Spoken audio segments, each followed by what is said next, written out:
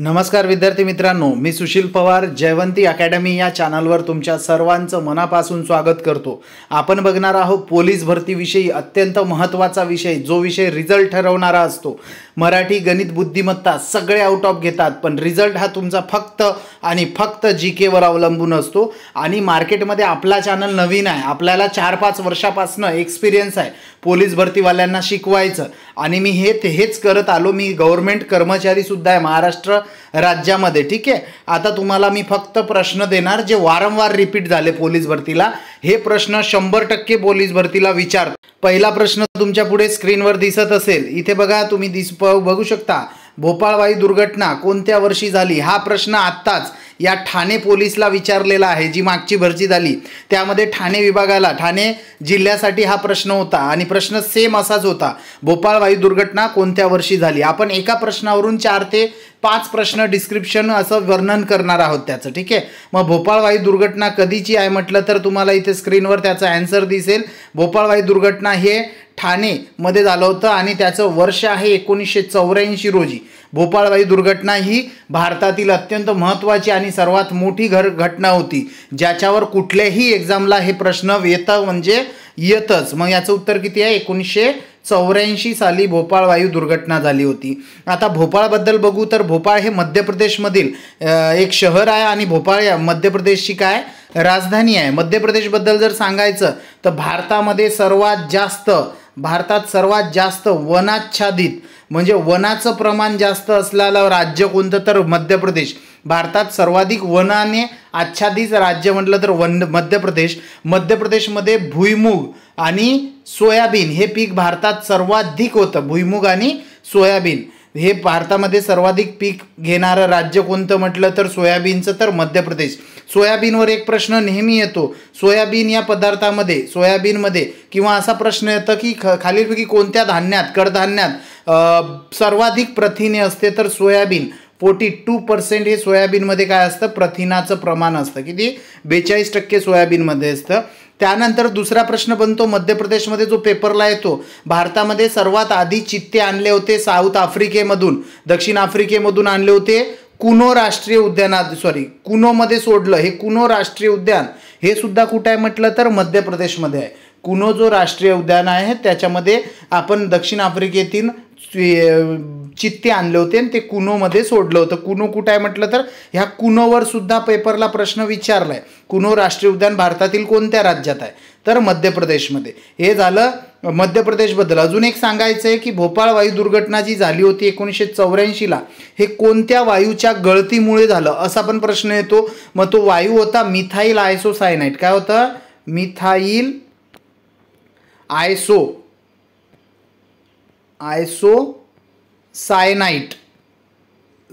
आयसोसायनाइट या वायूमुळे हजारो लोक तिथं मेले होते। मग हा वायू गळती झाला, त्यामुळे तिथे लोकांची काय झाली? मृत्यू झाला, आणि म्हणून ही घटना खूप इम्पॉर्टंट ठरतात।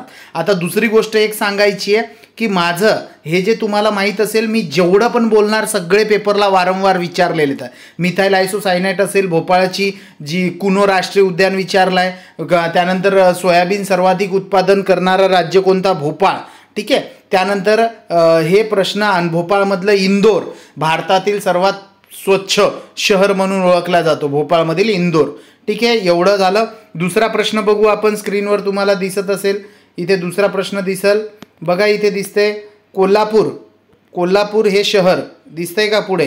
कोल्हापूर हे शहर कोणत्या नदीच्या काठावर आहे? तर कोणत्या नदीच्या काठावर वसले कोल्हापूर शहर? तर कोल्हापूर सांगायचं म्हटलं तर एक खूप महत्त्वाचं योगदान आहे महाराष्ट्रामध्ये कोल्हापूर या शहराचं। कोल्हापूर शहर कोणत्या नदीच्या काठावर आहे म्हटलं तर पंचगंगा। कोणती नदी आहे? त्याचं उत्तर तर पंचगंगा या नदीच्या काठावर हे शहर वसलं आहे। पेपरला एक नदीच्या काठावर कोणतं शहर, कोल्हापूरच नाही तर तुम्हाला दुसरं पण विचारू शकतात पेपरला, हे प्रश्न येतं नदी काठावरील एक शहर। कोल्हापूर नागपूरला विचारलं आहे पोलीस भरतीमध्येच। कोल्हापूर कुठे आहे? मग पंचगंगाच्या काठावर। पंचगंगावर तुम्हाला अजून एक प्रश्न येईल, प्रश्न असा येणार की खालीलपैकी कोणत्या नदीचा समावेश पंचगंगा नदीमध्ये होत नाही, किंवा मग त्या 5 नद्या माहीत पाहिजे। पंचगंगा म्हटलं तर 5 नद्या कोणत्या? तर बघा, एक आहे कुंभी लिहत चला, ज्यांना हे पाहिजे हे पेपरला येणारच आहे. कुंभी. दुसरं आहे कासारी, इथे व्यवस्थित लिहिता येत नाही, तुम्ही लिहा कुंभी, कासारी, सरस्वती, त्यानंतर तुळशी आणि भोगावती. तुळशी आणि भोगावती हे अशा 5 नदी मिळून पंचगंगा तयार झाली. तुम्हाला विचारणार कोणत्या नदीचा समावेश होणार नाही, यापैकी 3 देणार आणि एक दुसरीच नदी देणार आणि विचारणार कोणतं यामधून वेगळं आहे, असं पण प्रश्न येऊ शकतं. मग कोल्हापूर कोणत्या नदीच्या काठावर आहे म्हटलं तर याचं उत्तर भेटणार पंचगंगा. कोणती नदी? पंचगंगा नदीच्या काठावर कोल्हापूर वसले. अजून कोल्हापूरबद्दल सांगायचं म्हटलं तर कोल्हापूरमध्ये एक गगनबावडा शहर आहे, गगनबावडा. ठीक आहे. या गगनबावडामध्ये महाराष्ट्रात सर्वाधिक दिवसामध्ये पाऊस सर्वाधिक कुठं होतं तर गगनबावडाला होतो. दिवसामध्ये म्हणजेच डेमध्ये नाही, तर जे 4 महिने सीझन असतं पावसाचं. जर तुम्हाला कॉमन प्रश्न आला महाराष्ट्रात सरासरी पाऊस कुठे सर्वाधिक होतो तर आंबोली, सिंधुदुर्गमधले. ठीक आहे. पण 120 दिवस असतात पावसाळ्याचे 4 महिने. 120 मधून इथे 119 दिवस पाऊस होतो. कुठे?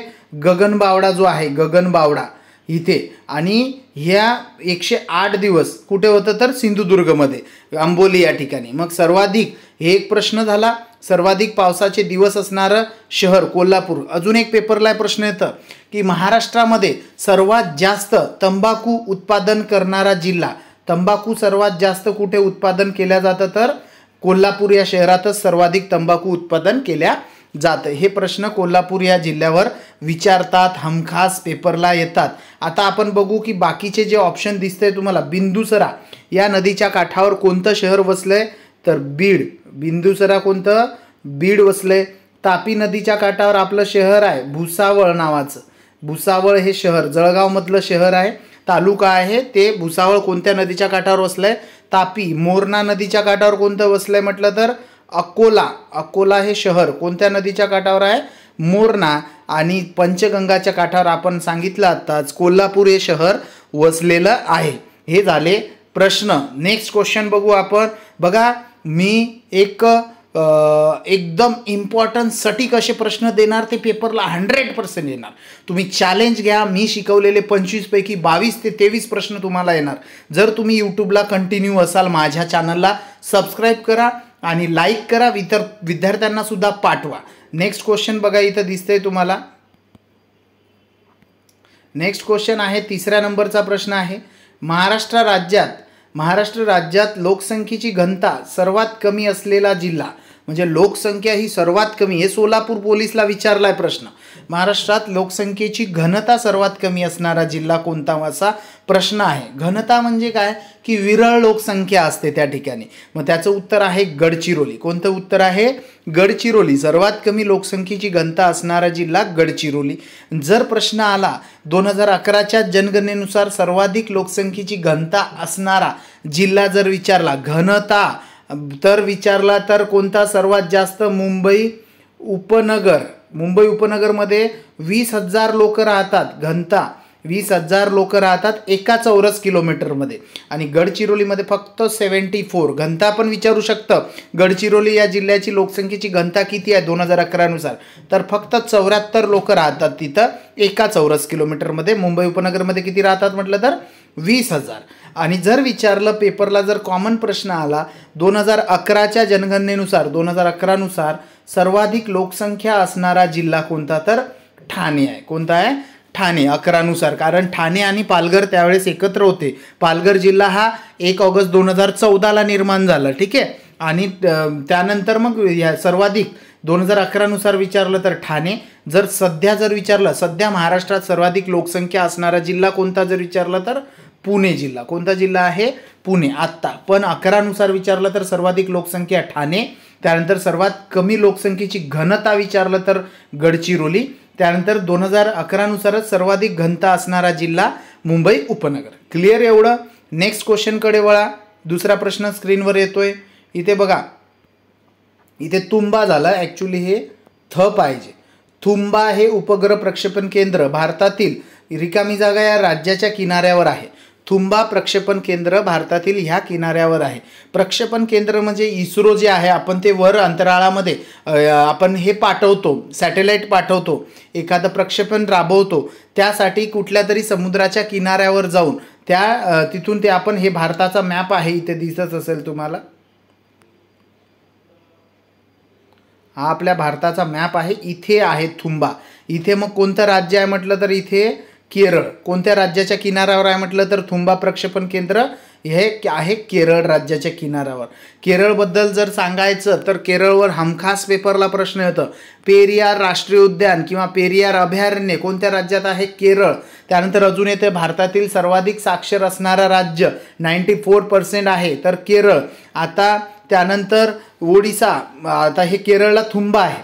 ओडिसाला कोणता आहे तर डॉक्टर APJ अब्दुल कलाम हे प्रक्षेपण केंद्र कुठे आहे म्हटलं तर ओडिसाला. इथून DRDO काय करते, त्यांची मिसाईलची टेस्टिंग घेते APJ अब्दुल कलाम पोर्टवरून. ओडिसाला APJ अब्दुल कलाम. महाराष्ट्रात आहे का कोणतं? नाही आहे. त्यानंतर इकडे आंध्र प्रदेशला आहे का? आहे. सतीश धवन प्रक्षेपण केंद्र.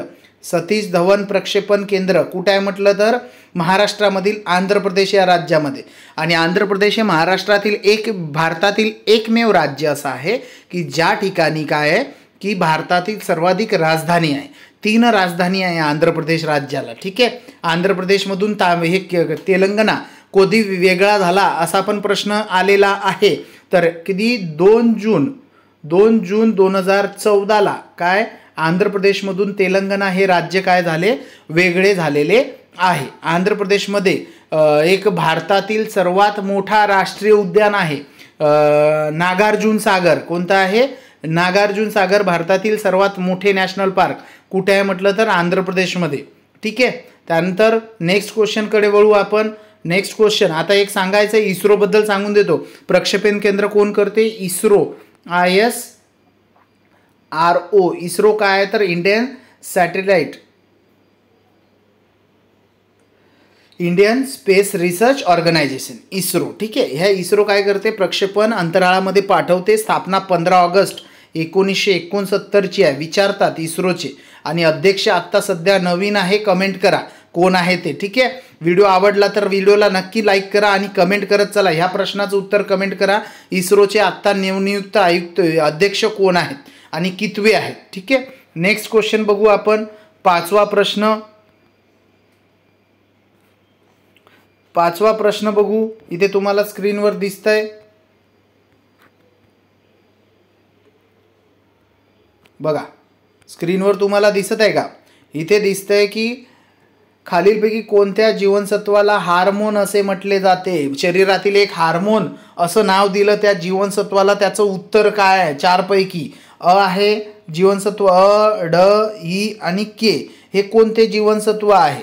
तर कोणतं जीवनसत्वाला हार्मोन म्हटलं जातं? त्याचं उत्तर आहे जीवनसत्व ड. जीवनसत्व ड ला हे हार्मोन असे म्हटलं जातं. ठीक आहे. हार्मोन. त्यानंतर अँटीऑक्सिडंट किंवा अँटीऑक्सिडंट म्हणून कोणाला म्हणतात तर विटॅमिन ईला म्हणतात. याचं वैज्ञानिक नाव जर विचारलं, प्रत्येक जीवनसत्वाचे वैज्ञानिक नाव, तर याचं जीवनसत्व अचे वैज्ञानिक नाव आहे रेटिनॉल. काय? रेटिनॉल. बी काय? थायमिन. बला काय बोलतात? थायमिन. कला काय बोलतात? Ascorbic acid. डला काय बोलतात? कॅल्सिफेरॉल. आणि ईला काय बोलतात? टोकोफेरॉल.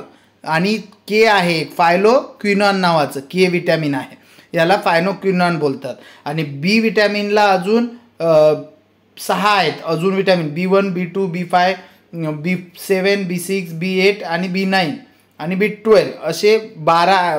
B12 पर्यंत आहे 6 आहेत. ठीक आहे. हे पण पेपरला प्रश्न येतात.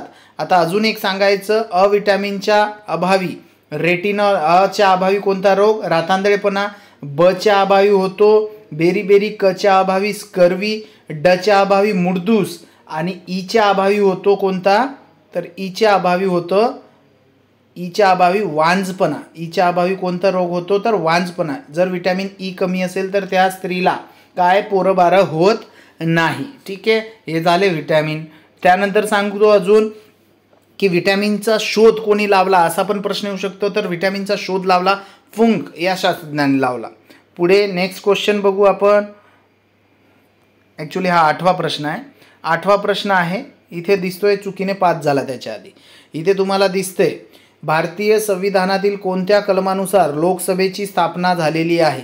म्हणजे भारतीय संविधानात कलम आहे, त्यातील कोणती कलम आहे की त्याच्यामुळे लोकसभेची स्थापना करण्यात आली. तर इथे तुम्हाला उत्तर याचं उत्तर आहे करेक्ट आन्सर. लोकसभेची स्थापना कलम 81 नुसार झाली. कोणती कलम आहे? 81 नुसार लोकसभेची स्थापना झाली.